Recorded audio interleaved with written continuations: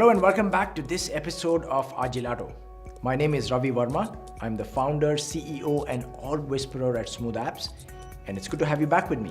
So in our last episode, I shared the story about how I experienced firsthand something called as the nesting instinct and how that may relate to business value in a company. If you haven't seen that episode, please go back, watch that episode, and then come back because this story will make much more sense after you watch the previous episode. So now that you watched the previous episode, let's pick the story back up.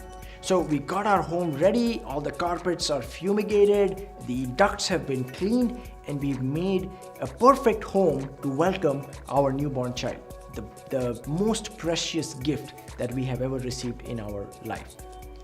Over time, however, we realized that cleaning and maintaining the house so that it nurtures the well-being of our child is not a one-time deal. It's not something that you can just do one time and forget about it. It is an ongoing effort. When appropriate, it might make sense to have some kind of annual maintenance contract where periodically at the right frequency, the appropriate service provider is coming in and checking our home to make sure that everything is working fine so that we can nurture the well-being of our child. The question is, can you approach this kind of a mindset and this kind of a practice towards nurturing the most precious gift your business exists to create and protect, which is business value for your company and the companies of your clients? How might you build and sustain a home that creates sustainable business value using agile principles and practices? How might you build and sustain your house of Scrum? Let me show you one possible way. The foundation of our house of Scrum must be ethics and professionalism.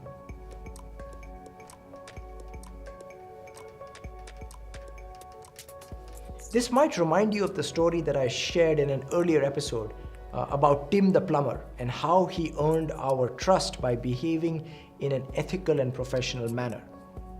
So the next element in your house of Scrum is empiricism. In one of our previous episodes, I introduced the idea of empiricism and the three pillars, that is transparency, inspection, and adaptation.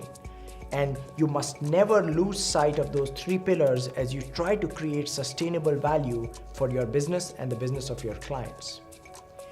The next element of the house of Scrum has to be the Agile Manifesto. If you go to agilemanifesto.org, you will recollect that the 4 core values of the Agile Manifesto are individuals and interactions, working software, customer collaboration, and responding to change. Then we build our house by creating the 12 Agile principles and making sure that every time we are at a crossroads and trying to choose between a sea of gray, trying to choose one of many possible options, if we use the Agile principles to make a principled decision, it increases the probability of delivering sustainable value to our business. The next element of our house of Scrum are the 5 Scrum values.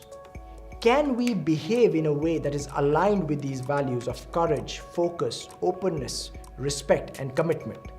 And then we must make sure that our house of Scrum is based on the Scrum pillars, which is the roles, the events, and the artifacts. And that they are bound together with the immutable rules of Scrum. And if we build the house of Scrum using these elements, there is a higher probability that our house can nurture sustainable business value. So my challenge for you is this: can you have the mindset of a mama bear who is trying to fiercely protect and nurture what is most valuable for her child, and take that mindset to the way you think about business value for your company and your customers. And now look at your organization with a fresh set of eyes and ask yourself, is your house of Scrum designed to create and sustain the precious gift of business value? If not, why? What is one little thing that you would start doing, stop doing, or keep doing to nurture business value in your organization? Try and experiment. Let me know how it goes. And until the next episode of Agilado, Scrum On. So did you like what you saw?